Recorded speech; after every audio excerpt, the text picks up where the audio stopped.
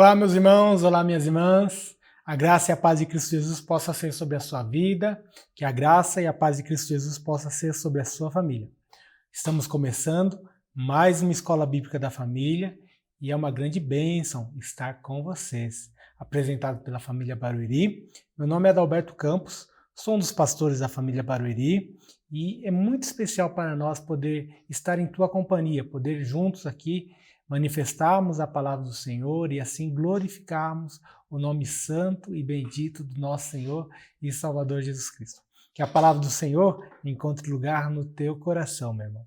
Fique esperto, Jesus Cristo está voltando. Esse é o motivo de anunciarmos a palavra do Senhor, de manifestarmos aqui o reino do Senhor. Conforme você já deve estar nos acompanhando, nas últimas aulas nós temos apresentado sobre ética cristã. E vamos dar continuidade a esse estudo tão precioso, tão importante em dias em que a ética ou os princípios éticos são questionados. Nós queremos apresentar aquilo que a palavra do Senhor nos fala. E na lição de hoje nós iremos falar sobre ética e a autoridade. Em Cristo, nós fomos assentados em lugares celestiais. Somos filhos e herdeiros de Deus. Possuímos uma pátria celestial. Nós vemos na carta aos Hebreus, capítulo 13, versículo 14. Na verdade, não temos aqui cidade permanente, mas buscamos a que há de vir. Contudo, também somos pó da terra. Contudo, nós nascemos nessa terra. Nós amamos o chão que nascemos. Evidentemente que nós amamos. E a expressão do salmista, um salmista que estava exilado ali em Babilônia, no período do cativeiro babilônico, evidentemente, demonstra esse sentimento, dizendo: como, porém, haveríamos de entoar canto ao Senhor em terra estranha, se eu de ti me esquecer, ó Jerusalém, que se resseque a minha mão direita, apegue-se a língua ao paladar, e se eu não me lembrar de ti, se não preferir eu, Jerusalém, a minha maior alegria. Então nós percebemos pela palavra do salmista que o sentimento de terra, ou desta terra que vivemos, é um sentimento bom, não é algo que o Senhor quer que nós desprezemos. Mas o cristão, ele tem exatamente esta dupla natureza, ou dupla cidadania, de sermos cidadãos celestiais, porque nós somos herdeiros de Cristo, conforme lemos lá em Hebreus 13, 14, e também nós somos cidadãos dessa terra, e nós temos sentimentos. E aquilo que acontece aqui certamente nos atinge, certamente faz com que nós pensemos a nossa vida, como estamos vivendo. Isso demonstra que nós nascemos com um sentimento, ou nós nascemos com uma necessidade de pertencimento, pois esta é a primeira função, a função da família. Quando nós falamos de ética e autoridade, logo pensamos em família. E esse pertencimento estabelece autoridade sobre as nossas vidas, tendo lá o início da família, já com os pais, a nossa autoridade, ao irmão mais velho, nossos tios, nossos avós. Nós logo somos inseridos neste mundo com princípios de autoridade, entendendo que essas autoridades foram constituídas sobre nós. E conforme nós vamos crescendo, nós vamos dando conta de que existem outras autoridades sobre as nossas vidas, autoridades ali estabelecidas ou constituídas pela sociedade, que são os nossos professores, policiais, governantes, líderes religiosos, enfim, nós vamos descobrindo outras pessoas que estão em cargos de autoridade sobre as nossas vidas. Como cidadãos do céu e deste mundo também, temos a responsabilidade e deveres de respeitar as autoridades e entendemos que este respeito deve ser estabelecido sobre um princípio ético, sobre um princípio de ética cristã. E por isso nós iremos trabalhar hoje, a ética e a autoridade. Então esse é o nosso princípio. Para desenvolvimento do nosso assunto, nós vamos trabalhar 3 pontos. Então, se quiser anotar, anote aí. Autoridade e sua constituição, tipos de autoridade e, por último, deveres com as autoridades, ok? Que o Senhor fale profundamente ao teu coração. Que a palavra de Cristo encontre lugar no teu coração. E fique ligado, meu irmão. O Senhor está voltando. Então fique ligado na palavra do Senhor. O Senhor vai manifestar grandes coisas para as nossas vidas nesta aula. Avançando para o nosso estudo, não é? a autoridade e sua constituição.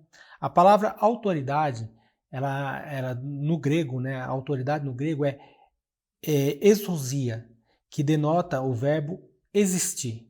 Não existir, não é português. Existir, que é um verbo grego, que significa aquilo que é legal, aquilo que é legítimo, trazendo um significado muito mais amplo. Então, a autoridade, lá da sua conotação em eusocia, no grego, ela vai nos trazer um significado de licença, de permissão, dando liberdade para fazer. Fazer o quê? Aquilo pelo qual a autoridade nos foi imposta. Por isso, a autoridade ela é revestida de poder. Não existe autoridade sem poder. Uma autoridade precisa ter poder, seja poder nas palavras, seja poder nas questões físicas, na ação. A autoridade é revestida de poder. Vejamos algumas demonstrações de autoridade. Autoridade para perdoar. Nós vemos isso em Cristo, né? Mateus capítulo 9, versículo 6, o Senhor falava, ora, para que saibais que o Filho do Homem tem sobre a terra autoridade para perdoar pecados, disse então ao paralítico, levanta-te, toma o teu leito e vai para a tua casa. Então Jesus ali expressando a sua autoridade para perdoar pecados, ele cura o paralítico, ele não apenas perdoa, mas cura o paralítico e manda-o de volta para a sua casa. Autoridade para enviar. Então, quem tem autoridade, ele pode enviar outros a exercer aquilo que está sendo falado. Um exemplo de Jesus também, Mateus 28, 18, diz Jesus aproximando-se, falou-lhes dizendo, toda autoridade me foi dada no céu e na terra. E aí a continuação, esse aqui é a grande comissão, né? Então Jesus envia seus discípulos, nos envia para pregarmos o evangelho. Autoridade para julgar. Já agora falamos de duas autoridades referentes a Jesus, que é de perdoar e de nos enviar. Agora falando de uma autoridade humana, João 19, 10 a 11 diz, então Pilatos o advertiu, não me responde? Não sabes que tenho autoridade para soltar e autoridade para te crucificar? Respondeu Jesus, nenhuma autoridade teria sobre mim, se de cima não te fosse dada. Por isso, quem me entregou a ti tem maior pecado. Então, quando Pilatos ali fala, olha, eu tenho autoridade, Jesus, para te crucificar ou para te libertar, Jesus fala, essa autoridade foi lhe dada, você tem autoridade porque lá do alto é que foi lhe dada. Então, uma autoridade de juízo ou de governo aqui também, para Pilatos, né? Autoridades para os deveres domésticos. Preste atenção em Marcos 13, 34. E como um homem que, ausentando-se do país, deixa a sua casa, dá autoridade aos seus servos e a cada um a sua obrigação, e ao porteiro ordena que vigie. Então, a autoridade nas coisas domésticas, no nosso dia a dia, na nossa casa, no nosso trabalho. Então, são tipos de autoridade. Nós falamos de autoridade ali espiritual, de perdoar pecados. Nós falamos de outra autoridade espiritual, no caso de Jesus enviando os seus discípulos para anunciar o evangelho. Depois falamos de uma autoridade a respeito de governo, Pilatos tendo governo ali de juiz também, né? Diante de Jesus Cristo. E por último, nós estamos falando de autoridade doméstica, nas coisas domésticas do dia a dia. Então, para tudo isto, exige-se uma autoridade. Avançando no que estamos falando, então nós estamos falando agora de autoridade e sua constituição. Entendemos o que é autoridade. Autoridade é ser revestido de poder para o exercício de algo. Agora, quanto à sua constituição, a constituição da autoridade. Em Romanos capítulo 13, versículo 1, nós vemos, todo homem seja sujeito às autoridades superiores, porque não há autoridade que não proceda de Deus, e as autoridades que existem foram por eles constituídas. De forma muito clara e de forma muito objetiva, nós observamos que as autoridades foram constituídas por Deus. Autoridade é um revestimento de poder. É importante salientar que autoridade não são as pessoas. Às vezes se confunde, nós pensamos que a autoridade é a pessoa, o policial, o pastor. Não. Autoridade é o cargo pelo qual nós estamos investidos. Então, o policial de autoridade de cuidar, de zelar pelas pessoas, o pastor de ensinar, de ministrar. Então, portanto, a autoridade não são as pessoas, mas sim os cargos ou a função de exercícios que as pessoas exercitam, que as pessoas fazem. Por isso, As pessoas passam, mas a autoridade fica. Então, o Senhor, ao constituir autoridade, não foram pessoas. Às vezes, ou há uma má interpretação disso, achando que as pessoas. Não, é o cargo, a função de autoridade que é constituída pelo Senhor. Espero que esteja claro. Esse é um ponto muito importante de nossa abordagem, porque há uma série de erros a respeito desse tipo de interpretação. Por que Deus constituiu, então, as autoridades? Qual que é o motivo? Vamos ler Romanos, capítulo 13, versículo 4 e 5, visto que a autoridade é ministro de Deus, para o teu bem. Entretanto, se fizeres mal, teme, porque não é sem motivo que ela traz a espada, pois é ministro de Deus, vingador para castigar o que pratica o mal. É necessário que lhe sejais sujeitos, não somente por causa do temor para a punição, mas também por dever de consciência. A palavra usada para ministro, você percebe que a Bíblia, o apóstolo Paulo fala, visto que a autoridade é ministro de Deus, a palavra usada para ministro é diaconai. Diácono, que nós traduzimos por diácono, que significa servo. Portanto, a autoridade, ela é serva de Deus. Com qual objetivo? Por que Deus instituiu a autoridade? Para fazer valer a lei, para poder fazer valer a ética. É necessário que lhes estejais sujeitos à autoridade. Não somente por causa do temor ou por causa da punição, mas por conta do dever da consciência. É assim que o apóstolo Paulo termina esta parte do texto de Romanos. Ou seja, pelo dever ético, pelo seu dever da consciência.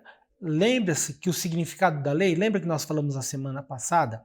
O significado de lei, tratando da Torá especialmente, significa dirigir, ensinar, instruir. A autoridade, a função da autoridade é fazer cumprir a lei. É dirigir as pessoas para o cumprimento da lei. E a lei é um instrumento, um cooperador para princípios éticos, para trazer princípios éticos ao cidadão, ao ser humano. Tratando de ética cristã, a lei vai nos ajudar a isso, vai nos dar um norte a respeito de princípios éticos. Mas é interessante notar o que o apóstolo Paulo fala, que nós devemos cumprir ou temer a lei, ou temer, a autoridade, não simplesmente por causa do temor da punição, mas sobretudo por conta de um dever de consciência, sobretudo um dever ético. Ok? Vamos lá para o nosso segundo ponto. Tipos de autoridades. Conforme nós vimos, autoridades foram constituídas por Deus, com o fim de fazer valer a sua vontade, a sua lei, os seus desígnios. Por isso, buscaremos falar das autoridades que são diretamente ligadas à vontade de Deus. É evidente que esse aqui não é um estudo exaustivo, muitas coisas poderiam ser faladas, muitos tipos de autoridades, mas nós vamos nos limitar às autoridades especificamente que tratam direto a respeito das coisas de Deus e ao princípio da palavra de Deus, ok? Primeiro tipo de autoridade que gostaríamos de falar é o matrimônio e a família. Sem dúvida alguma, meu irmão, a primeira autoridade constituída na vida do homem é a família. A família constituída por pai, mãe e filhos. Hoje em dia, eu vou falar, a gente vai ter uma das nossas aulas, nós vamos falar sobre ética e família. Então fique atento a isso, certamente vai ser muito importante para a nossa consciência e para o nosso aprendizado. Hoje em dia, muitas pessoas querem mudar o significado de família. Família é constituída de homem e mulher e filhos. Pai, mãe e filhos. Esse novo tipo de famílias que estão falando, que estão propondo, não traz nenhum princípio bíblico para isso. Em tempo oportuno vamos falar ainda nesta série de estudos a respeito de ética cristã. Então fique conosco, certamente você vai falar contigo. Observe que a primeira ordem do nosso Senhor, após a criação do homem, lá em Gênesis capítulo 1, versículo 27 e 28 foi: criou Deus, pois o homem à sua imagem, a imagem de Deus os criou. Preste atenção nisso. Homem e mulher os criou. E Deus os abençoou e disse: Sedes fecundos, multiplicai-vos, enchei a terra e sujeitai-a, dominai-a sobre os peixes do mar, sobre as aves do céu e sobre todo animal que rasteja na terra. Então, a primeira constituição ou instituição que Deus faz de autoridade na vida do homem é família. Então, Deus ali quando fez Adão, quando fez Eva, ele instituiu para que eles multiplicassem, para que eles fossem fecundos, para que eles enchessem a terra, ou seja, constituíssem família. O homem tem daí a partir daí, não é? Esta autoridade, a família, o matrimônio como uma autoridade, como um instrumento de autoridade, a partir daí nós temos princípios de autoridade. E nesse princípio de autoridade nós vamos citar 2 pontos muito importantes, que o primeiro é: o homem tem autoridade sobre a mulher. Na primeira carta aos Coríntios, capítulo 11, versículo 3 diz: Quero, entretanto, que saibais que Cristo, o cabeça de todo homem, o homem, o cabeça da mulher, e Deus, o cabeça de Cristo. Ainda, nós observamos no livro de Gênesis, capítulo 3, versículo 16, e a mulher disse: Multiplicarei sobremodo os sofrimentos da tua gravidez. Em meio de dores dará à luz filhos. O teu desejo será para o teu marido, e ele te governará. A maldição expressa em Gênesis 3,16, aqui esse texto foi logo após a queda do homem, e Deus pronuncia ali as consequências da desobediência de Adão e a consequência da desobediência de Eva. Deus passa a pronunciar ali essa consequência, ou a maldição vista nisso. E para a mulher, posta ali a respeito das dores que ela haveria ao ter filhos, um texto bastante importante a falar é que Gênesis 3,16 não está alguns pensam que a maldição é porque o marido vai governar a mulher. Não é essa a maldição. A maldição, na verdade, posta ali, diz assim: o teu desejo será para o teu marido. A questão mais aguda ao coração da mulher, neste trecho, é que o desejo da mulher será em controlar o marido. Por isso, se torna tão difícil para as mulheres, às vezes, esta situação. O desejo dela é para o homem. O desejo dela é para o marido, para o teu marido, ou seja, controlar, tomar a frente. Isso é um princípio, é uma condição muito séria. E Deus fala: mas, né, o teu desejo será para o teu marido e ele te governará. Ou seja, você não vai querer o governo dele, você vai lutar contra isso. Algo dentro de você, por conta da tua rebelião, vai acontecer, mas ele te governará.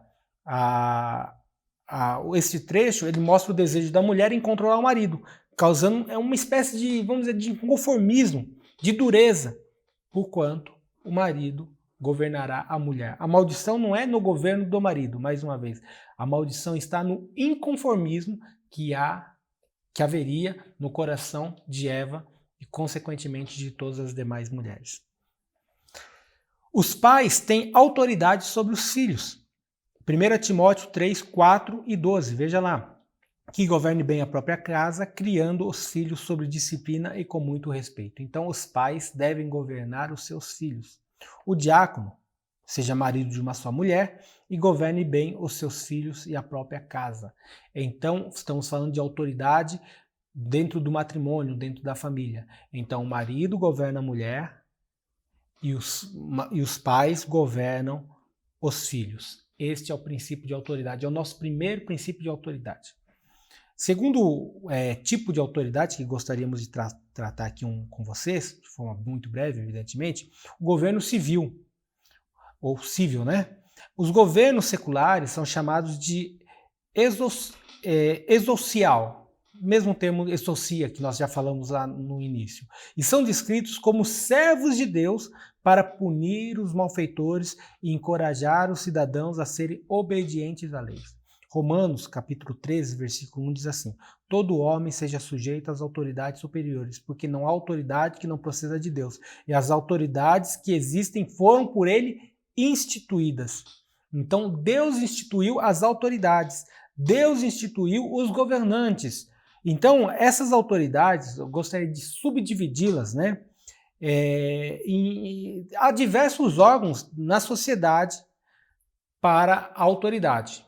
Nós vamos citar apenas 3 aqui, mas poderíamos citar outros. Por exemplo, um que eu não vou citar aqui, professores. É uma autoridade, sim, instituída por governo, mas nós não vamos trabalhar isto nesse momento. Mas vamos citar 3 aqui. Primeiro, governantes. Lucas 2, 1 a 3. Naqueles dias foi publicado um decreto de César Augusto, convocando toda a população do império para recensear-se. O primeiro recenseamento foi feito quando Quirino era governador da Síria. Todos iam alistar-se, cada um para a sua própria cidade. Então, primeiro princípio de governo, ou de autoridade, aliás, governantes, aqueles que governam países, governam sociedades, cidades, estados. Então, eles têm a obrigação de cuidar, de recensear, de zelar pelos princípios. É algo de Deus, essa autoridade. Segunda autoridade aqui, pelo que o Senhor nos destaca, os magistrados, Romanos 13:3, porque os magistrados não são para o temor, quando se faz o bem, e sim quando se faz o mal. Queres tu não temer a autoridade? Faz o bem e terás louvor dela.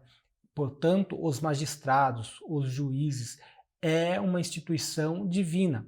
Se temos problemas de corrupção e males, é por culpa do homem distante de Deus, mas a instituição é para o bem da sociedade e para elevar a vontade do nosso Senhor. Uma outra instituição de autoridade que nós gostaríamos de citar são os militares. Lucas 7:8 diz assim: porque também eu sou homem sujeito à autoridade, e tenho soldados às minhas ordens. E digo a este, vai, e ele vai, e outro vem, e ele vem, e ao meu servo, faze isto, e ele faz.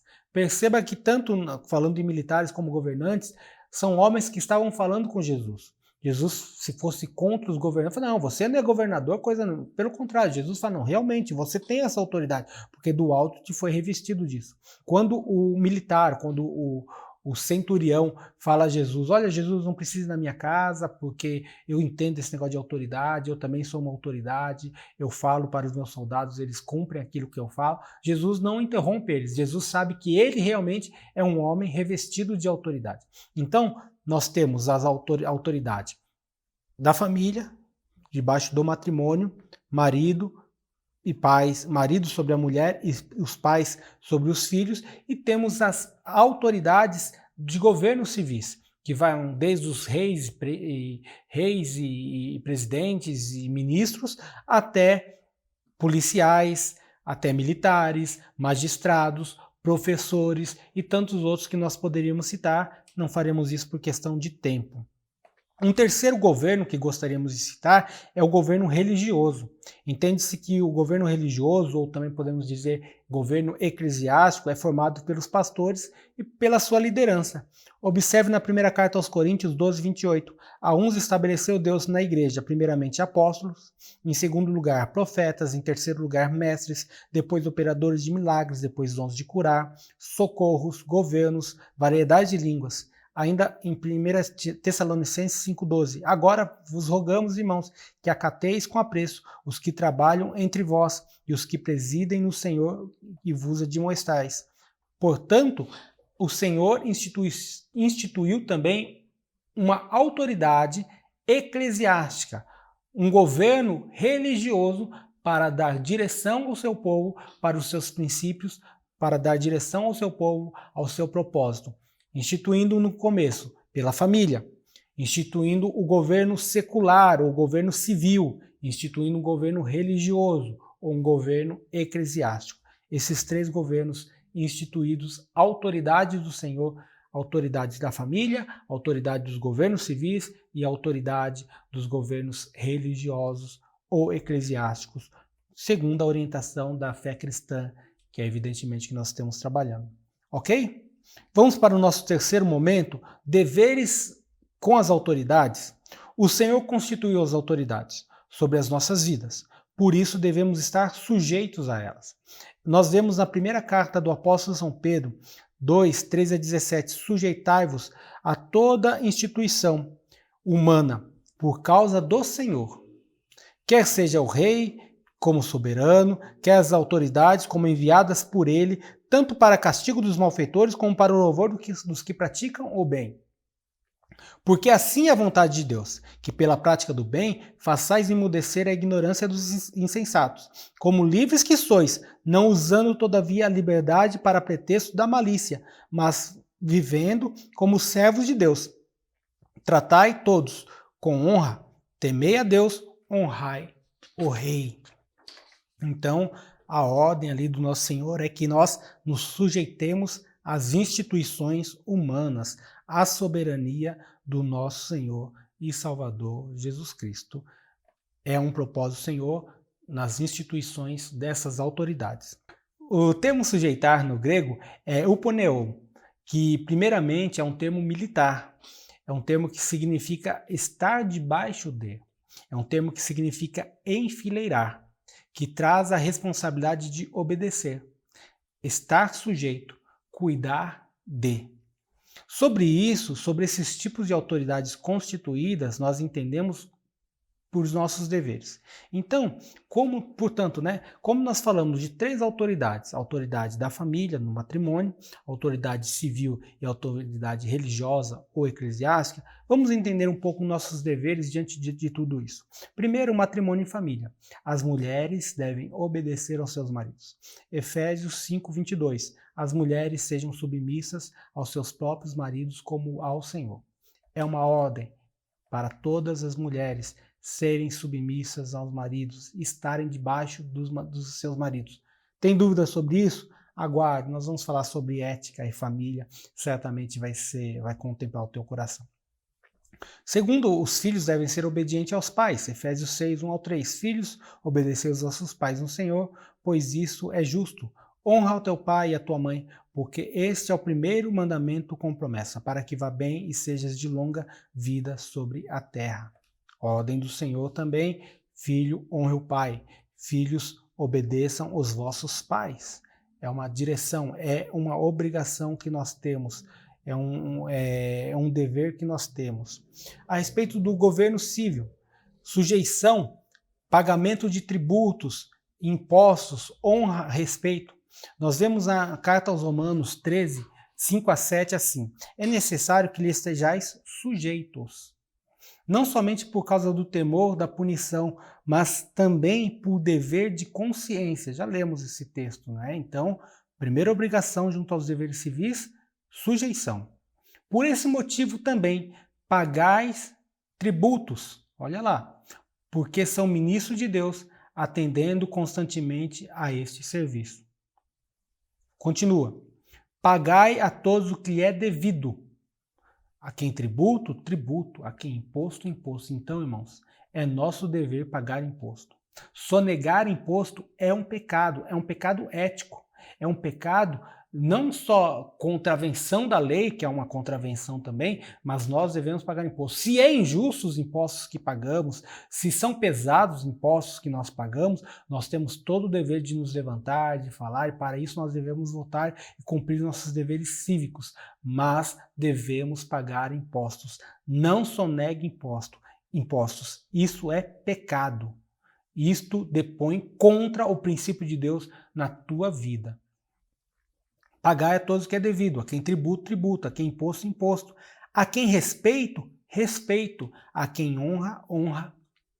Temos vivido dias difíceis, onde muitos cristãos achincalham os seus governantes, seja por ideologia política, seja por inconformismo, por falar mal, simplesmente pelo prazer de falar contra os seus governantes, prazer de falar mal. Irmão, este não é o papel do cristão.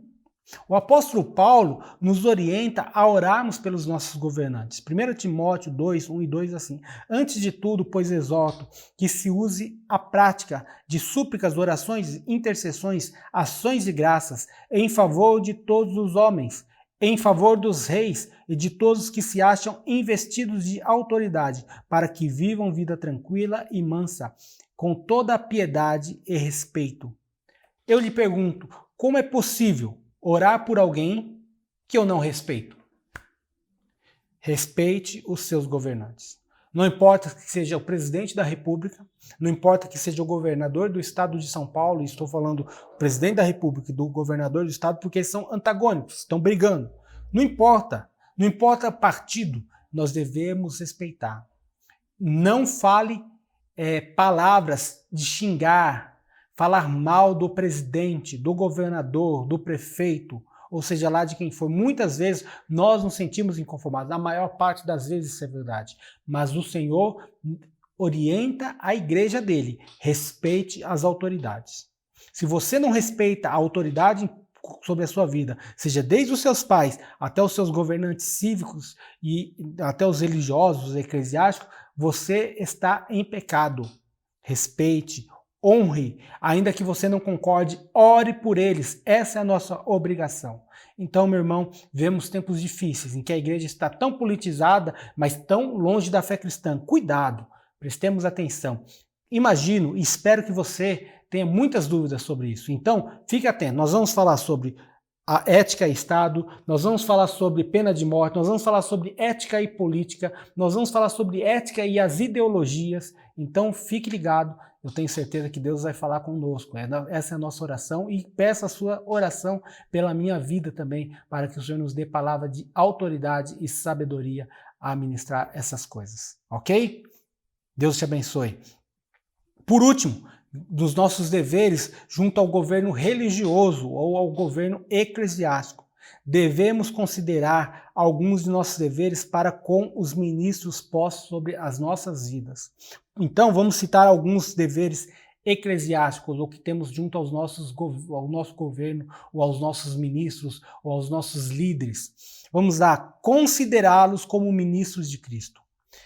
Primeira carta aos Coríntios 4:1 diz: assim importa que os homens nos considerem como ministros de Cristo e despenseiros do ministério de Deus. Então você precisa olhar para o teu pastor, para a liderança e enxergá-lo, considerá-lo como um ministro de Cristo, como despenseiro, como aquele que está na dispensa, que dá aquilo que é do Senhor. Então considerai os ministros de Cristo. Não desprezar os ministros de Cristo. Lucas 10:16 diz: quem vos der ouvidos, ouve a mim. Quem vos rejeitar, a mim me rejeita. E quem, porém, me rejeitar, rejeita aquele que me enviou. Então, meu irmão, não rejeite o ministro que Deus colocou sobre a sua vida. Não rejeite os seus pastores. Não despreze aquilo que o Senhor está falando através dos pastores. Isso é um ponto muito importante. Deveres que nós temos para com os nossos ministros. Outro ponto, ser imitadores. Filipenses 3:17, irmãos, sede imitadores meus e observai os que andam segundo o modelo que tende em nós. A palavra de Deus é muito clara. Procure imitar o teu pastor, os teus líderes, aqueles que estão sobre a tua vida. Por que isso? Olha que texto mais interessante é esse. Hebreus 13:7, lembrai-vos dos vossos pastores, os quais vos pregam a palavra de Deus, e considerando atentamente o fim de sua vida, imitai a fé que tiveram. Então a orientação do Senhor, nosso dever, é imitar o governo, a autoridade que o Senhor colocou sobre nós como igreja. Outro ponto, amá-los, ame os seus líderes, ame os seus pastores. 1 Tessalonicenses 5:12-13. Agora vos rogamos, irmãos, que acateis com apreço os que trabalham entre vós e os que presidem no Senhor e vos admoestam. Já lemos esse texto. E os tenhais com amor, em máxima consideração, por causa do trabalho que realizam. Vivei em paz uns com os outros. Você tem máximo amor pelo teu pastor? Pelos líderes, pelos irmãos que cuidam, que zelam pela tua vida, que ministram sobre a sua vida. Me chama a atenção no final que diz, vivei em paz uns com os outros. Você tem paz com o teu pastor ou você vive em pé de guerra com o teu pastor? Paz é relacionamento. Precisamos ter relacionamentos com a autoridade que é posta sobre as nossas vidas. Outro ponto, orar por eles, Hebreus 13:18. Orai por nós, pois estamos persuadidos de termos boa consciência, desejando em todas as coisas viver condignamente. Então, ore pela sua liderança, ore pelos seus pastores, precisamos muito disso. Outro ponto, obedecer-lhes. Hebreus 13:17. Obedecei os vossos pastores e sede submissos para com eles, pois velam pela vossa alma, como quem deve prestar contas, para que façam isso com alegria e não gemendo, porque isto não aproveita a vós outros. Meu irmão, se sujeitai aos vossos pastores, à vossa liderança, para que o nome de Cristo seja glorificado. E por último, sustentá-los. Sustentá-los financeiramente. Que o teu pastor, que a tua liderança não esteja passando necessidade. Esta é a nossa obrigação, ok? 1 Timóteo 5,17 diz: devem ser considerados merecedores de dobrados honorários. É isso mesmo que está falando. Devem ser considerados merecedores de dobrados honorários. Os presbíteros que presidem bem. Teu pastor é um bom pastor? Ele preside bem? Se preside bem, considere com dobrados honorários. Com especialidade, os que se afadigam na palavra e no ensino. Teu pastor tem sido o homem de Deus que te ensina, que ministra a palavra de Deus para a tua vida. Considere. Esses são os nossos deveres. Eu estou falando para você, mas é claro que isso é para mim. E eu louvo a Deus porque há muitos anos o Senhor já tem me dado esse pleno entendimento e tenho vivido dessa forma. Creio que mexemos nesses últimos minutos em pontos sensíveis na sua consciência. Ao falar de ética e autoridade, mexemos em pontos sensíveis. Mas estamos só no começo do nosso estudo sobre ética cristã. Então, meu irmão, fique conosco. Não é o fim, é o começo. Estamos na terceira aula de ética cristã. Ainda falaremos sobre ética e Estado, ainda que isso é na próxima semana. Vamos falar de ética e Estado, a nossa postura como igreja diante do Estado. Ética e pena de morte, ética e política. Vamos falar sobre ética e família. Então, fique conosco. Muitos outros assuntos profundos a respeito da ética cristã serão trabalhados nessas próximas aulas aqui. E o Senhor certamente será glorificado. É claro que a pergunta é, mas pastor, e se o meu governante não está em consonante com a palavra de Deus? Nós vamos falar isso quando falarmos de Estado, sobre obediência e o princípio de Deus. Então, aguarde aí. Se tiver dúvida, lance pra gente. Quem sabe se às vezes eu não estava pensando nisso e eu posso lançar na próxima aula. Então pode fazer isso. Ainda dá tempo, eu estou gravando, então não dá tempo. Daqui uns dias vão estar todas as aulas fechadas, não vou conseguir responder na aula, mas eu te respondo particularmente, pessoalmente, né? Até se você é membro da família Barueri, certamente a gente pode fazer isso. Hoje tratamos de um assunto fundamental para darmos continuidade ao nosso estudo, pois sem um claro entendimento sobre autoridade, não se pode viver uma vida ética dentro daquilo que o Senhor planejou para as nossas vidas. Por isso, continue, avance, o Senhor vai te abençoar grandemente.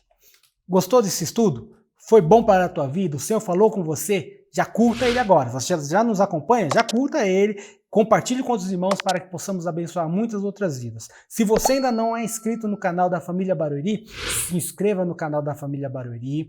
Acione o sininho para que você possa receber as nossas publicações. E assim, todas as terças-feiras, a partir das 20 horas, temos sempre uma nova aula da Escola Bíblica da Família e o nome do Senhor seja glorificado na tua vida.